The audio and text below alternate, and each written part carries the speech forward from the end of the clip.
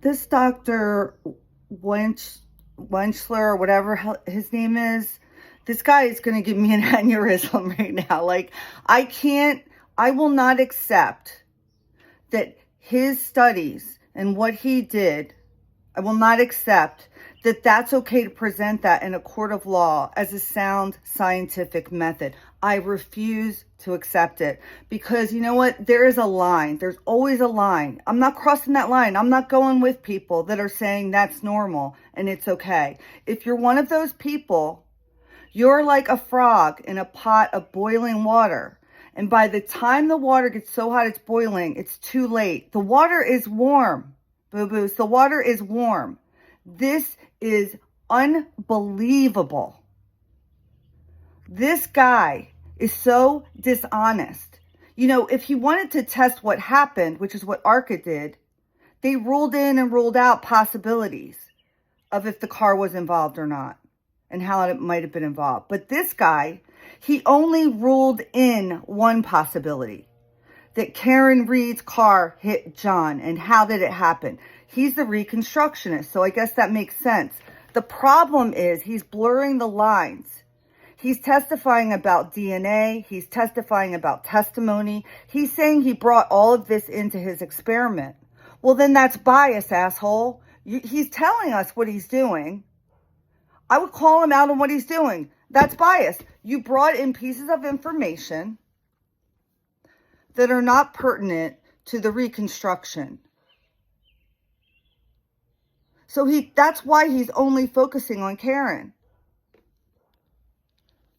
It's so dishonest. It really is. Like, is he telling the truth? Yes. The way he's using his words. And I take it back. He's really smart and he's very cunning and clever. Just how did Hank Brennan find this guy? How did Hank Brennan find someone who is identical to him, but he is a PhD in biomechanics? How did this happen? How did the universe bring these two together? Because you know this guy and Hank are going to be buddies here on out. They're identical to one another. And I'm just...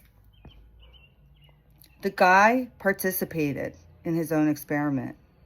Just like, full stop. If you really felt the need to use a body, right? Well, then find somebody who is the same height as John O'Keefe. And it's not you, buddy. It's not you. You're a couple inches shorter. So stop trying to make it like you're tall and you were the same height as John O'Keefe. It is not you. So if you're going to do that, why not find someone who is actually that? If you're going to pull this dumb ass experiment off, why not pull in a subject, a person who knows nothing about what you're testing? See, that's how you do an experiment. I would attack this. I would attack this. If you want to do a objective experiment, you pull a person, pay him $50. There's tons of college kids that do these scary experiments. And you say, hey, I want you to stand right here with your arm just like this. Just stand there. Oh, by the way, we're going to have a 2 mile per hour, 6,000 ton SUV back up towards you. Just kind of roll with it. See how you feel. See how you think. What? Really? That's what you would have to explain to someone to replicate this experiment. You cannot replicate his test. You can't replicate it.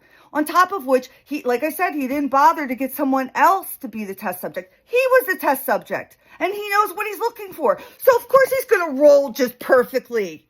If the guy could have punted off the lawn, he would have. I'm surprised he didn't try.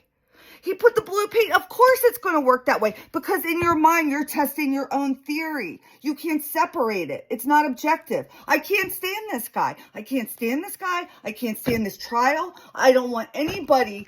Please, people, just understand, this is not how things are tested. It's just not.